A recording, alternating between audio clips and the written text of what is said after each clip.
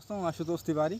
और आज आप लोगों के सामने किसी कथा या कथानक को लेकर के उपस्थित नहीं हूँ, बल्कि एक मनोवैज्ञानिक रिसर्च को लेकर के उपस्थित हूँ। और इसको सुनने के बाद आप अपने जीवन के बहुत सारे डिसीजंस को बहुत आसानी से ले पाएंगे और ख़ुद की तो मदद कर पाएंगे और बहुत सारे लोगों की भी मदद कर पाएंगे। एक पुस्तक है जिसका नाम द सोशल एनिमल है। एलियट एरॉनसन नाम के एक मनोवैज्ञानिक ने इसको लिखा है और वो मनोविज्ञान के क्षेत्र में ख्याति प्रसिद्ध नाम है उनका, और उन्होंने मनोविज्ञान के क्षेत्र में अच्छा खासा योगदान दिया है। एलियट एरॉनसन द सोशल एनिमल नाम की उनकी किताब है। अपने सेकंड चैप्टर में उन्होंने कन्फर्मिटी नाम का उनका सेकंड चैप्टर है और उस पर उन्होंने एक मनोवैज्ञानिक एक्सपेरिमेंट को दिया है जो हमारी ज़िंदगी में लगभग हर दिन और मुझे तो लगता है शायद हर एक घंटे में होता है। और उसके बारे में मैं आपको बताना चाहता हूँ कि आखिरकार वो एक्सपेरिमेंट क्या था। ASCHS नाम के एक मनोवैज्ञानिक ने अपने कुछ विद्यार्थियों के साथ एक क्लासरूम में एक एक्सपेरिमेंट किया। क्लासरूम में एक्सपेरिमेंट कुछ ऐसा था कि एक विद्यार्थियों का ग्रुप था और उस ग्रुप में एक जगह पर एक एक्स नाम की एक रेखा खींची जाती है और उस रेखा के सामने 3 और रेखाएं खींची जाती हैं, जिसमें से एक का नाम A, एक का नाम B और एक का नाम C होता है। जिसमें से A की जो रेखा होती है वो बहुत बड़ी होती है और जो B की रेखा होती है वो X की रेखा से पैरेलल होती है और जो C होती है वो सबसे छोटी रेखा होती है। इसके बाद क्या होता है कि जब उन्हें इस एक्सपेरिमेंट को परफॉर्म करना होता है तो वो ये देखते हैं कि इस एक्सपेरिमेंट में आखिरकार हम किसी इंसान को कितना कन्फ्यूज कर सकते हैं। कन्फ्यूजन कुछ इस तरह क्रिएट किया जाता है कि जिस इंसान को उन्हें कंफ्यूज करना था उन्होंने उसको सबसे पीछे बिठा दिया हुआ था। और इसके बाद जो इस क्लासरूम के सबसे अच्छे विद्यार्थी थे उनसे उन्होंने एक्सपेरिमेंट के बारे में पूछना शुरू किया कि ये बताइए कि एक्स के पैरेलल की लाइन कौन सी, A, B या C। जैसे कि मैंने आपको बताया कि A वाली जो लाइन थी वो सबसे बड़ी थी, वो एक्स के पैरेलल नहीं थी। B वाली जो लाइन थी वही एक्स के पैरेलल थी और C वाली जो लाइन थी वो सबसे छोटी थी। तो क्या होता है कि जो एक्सपेरिमेंट में जो सबसे पहला लड़का बोलता है वो कहता है कि सर जो A वाली लाइन है वो X की लाइन से पैरेलल है। तो जो सबसे पीछे विद्यार्थी बैठा होता है वो ये सोचता है कि यार X की लाइन A की लाइन तो बराबर हो ही नहीं सकती, क्योंकि X के सामने A की लाइन है वो बहुत बड़ी है। इसके बाद ऐसे ही दूसरे विद्यार्थी से पूछा जाता है तो दूसरा विद्यार्थी कहता है कि जो X की लाइन है वो A की लाइन के बराबर है। तो जो सबसे पीछे विद्यार्थी बैठा होता है उसके मन में एक कन्फ्यूज़न होता है कि आखिरकार इन सब लोगों को हो क्या गया। साफ साफ दिख रहा है कि जो A की लाइन है वो सबसे बड़ी है और जो X की लाइन है वो उसके बराबर नहीं है। ऐसा ही 2 से 3, 4, 5, 6 लोगों के पूछने के बाद जब लास्ट नंबर उस लड़के का आता है और उससे पूछा जाता है कि ये बताओ बेटा इस X के पैरेलल की लाइन कौन सी है, तो उन्हें मालूम चलता है कि जो लड़का होता है वो कहता है कि सर X की जो लाइन है वो A की लाइन के बराबर है। फाइनली क्या होता है कि वो जो लड़का होता है वो कंफ्यूज हो जाता है और ये कन्फ्यूज़न इस एक्सपेरिमेंट में कन्फर्मिटी नाम से बताई जाती है। देखिए कहानी इस एक्सपेरिमेंट का जो तात्पर्य है वो कुछ इस तरह है कि हमारे सामने जब विकल्प प्रस्तुत किए जाते हैं तो कुछ इस तरह प्रस्तुत किए जाते हैं कि समाज में जो काम सारे के सारे लोग एक साथ मिलकर के कर रहे होते हैं वही काम हम भी करने लगते हैं। चाहे वो बॉलीवुड वाले हों, चाहे वो जर्नलिज्म वाले हों, चाहे वो एक ग्रुप ऑफ सोसाइटी हो या ग्रुप ऑफ पीपल हो, फ्रेंड्स हो, आपका फेसबुक अकाउंट हो, आपका ट्विटर हो, कुछ भी हो। जैसे ही आप देखते हैं कि कोई चीज़ ट्रेंड पर चल रही होती है आप तत्काल उसके पीछे पीछे चलने लगते हैं बिना ये जाने समझे कि ये सही है या गलत है। हालांकि क्या होता है कि इस तरह जो हमारा खुद का कॉन्फिडेंस होता है वो काफ़ी लो हो जाता है और जो सामने वाले का कॉन्फिडेंस होता है जो हमें कन्फ्यूज़ करना चाहता है वो उसमें सफल हो जाता है। देखिए आपने देखा होगा कि मूवीज़ जो होती हैं, फिल्में होती हैं बॉलीवुड वाली और भी तमाम तरह के जो हमारे सामने एडवर्टीज़मेंट्स आते हैं वो कुछ इसी तरह हमें कंफ्यूज करते हैं। हमारे सामने किसी चीज़ को इतनी बार प्रस्तुत किया जाता है कि हम जो राइट डिसीजन मेकिंग है वो सही समय पर नहीं कर पाते हैं और उसके बाद हम कंफ्यूज हो जाते हैं। इसके बाद हम पूरी तरह से दिग्भ्रमित हो जाते हैं और हम अपना जो डिसीजन है उसे गलत ले बैठते हैं। अब इस एक्सपेरिमेंट के बाद जो तीसरा चैप्टर है उसमें जर्नलिज्म की बहुत सारी बातें खोली गई हैं। मैं मेन मुद्दे पे थोड़ी देर बाद आऊँगा, लेकिन आप एक्सपेरिमेंट को समझ लीजिए।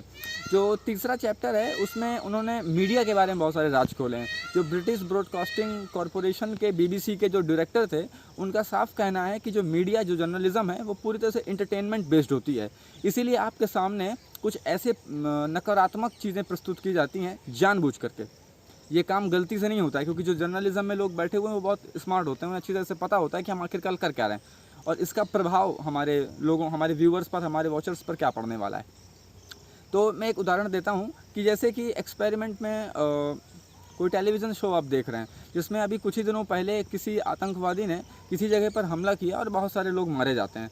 तो मीडिया वाले क्या करते हैं, जर्नलिज्म वाले क्या करते हैं कि उस आतंकवादी की पूरी ज़िंदगी को हमारे सामने प्रस्तुत कर देते हैं। हमें बताते हैं कि वो जो आतंकवादी था वो बहुत बड़ा फुटबॉलर था, वो जो आतंकवादी था वो बहुत किताबें पढ़ने वाला था, वो आतंकवादी था, वो बहुत इंटेलिजेंट था, पर उसके साथ कुछ घटनाएं ऐसी घट गईं कि वो अचानक से एकदम आतंकवादी हो गया। एक साधारण व्यक्ति एक आतंकवादी हो जाता है।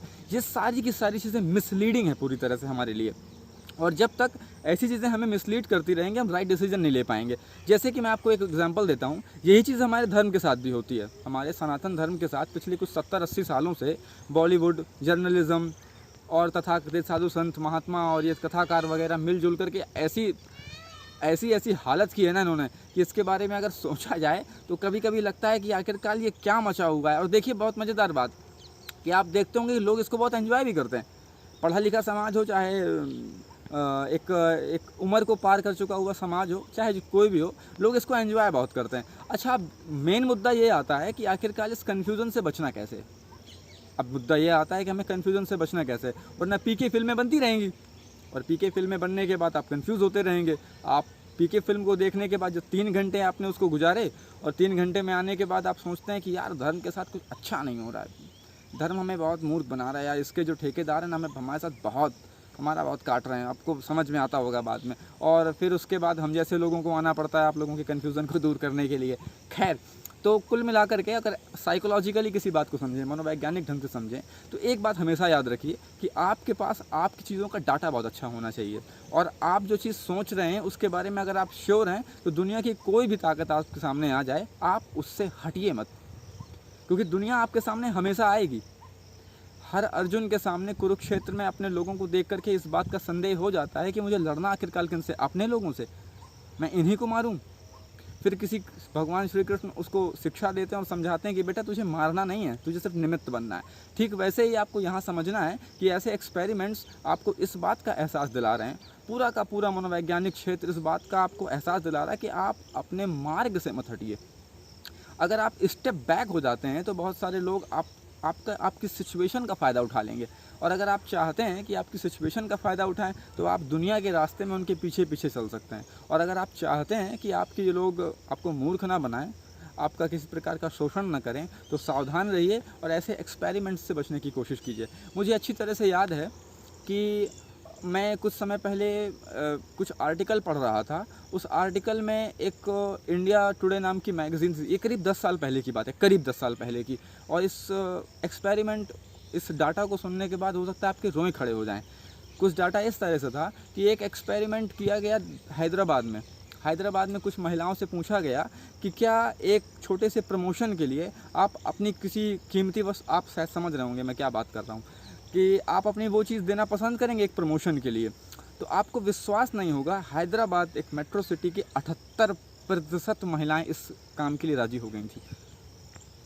78%। आज से 10 साल पहले महिलाओं का ऐसा मानना था कि अगर हमें हमारी किसी चीज़ को दे करके एक बड़ी पोजीशन मिलती है तो ये गलत नहीं है।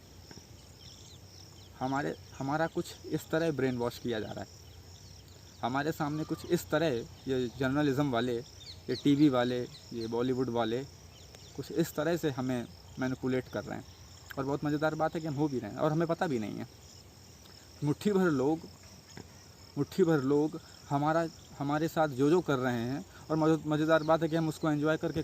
तो अगर आप इस सब से बचना चाहते हैं तो मेरी आपसे रिक्वेस्ट यही है कि अपने डिसीजन मेकिंग को मजबूत रखिए और दूसरों के कहने पर, दूसरों के बहकावे पर बिल्कुल भी मत आइए। अगर बचना चाहते हैं तो यही एक तरीका है, अदरवाइज़ लोग आपके साथ खेलते रहेंगे और आपको इसके बारे में पता तक नहीं चलेगा। ख़ास तौर पे 2 चीज़ों से सबसे ज़्यादा बचने की कोशिश करिए, उन नेगेटिव एडवर्टीज़मेंट से जो रात दिन आपको एक्सप्लॉइट कर रहे हैं, आपको प्रोवोक कर रहे हैं, और दूसरी तरफ कुछ जर्नलिज़म के कीड़ों से जो बहुत बुरी तरह से आपको एक्सप्लॉइट करने पर लगे हुए हैं, उनसे भी बचने का प्रयास करिए। साथ ही साथ अगर आपको ये इन्फॉर्मेशन पसंद आई और ऐसे एक्सपेरिमेंट्स को सुन करके आप अपनी लाइफ में एक अच्छा सफ़र शुरू करना चाहते हैं, अपनी लाइफ को अच्छा बनाना चाहते हैं, तो प्लीज़ चैनल को लाइक करिए, इसको सब्सक्राइब करिए और ढेर सारे लोगों तक पहुँचाइए। अभी मैं आपको बहुत सारी जानकारी इस तरह की और देने वाला हूँ ताकि आप अपने अपनों को और अपने लोगों को एक अच्छा जीवन देने में मजबूर कर सकें। नमस्ते।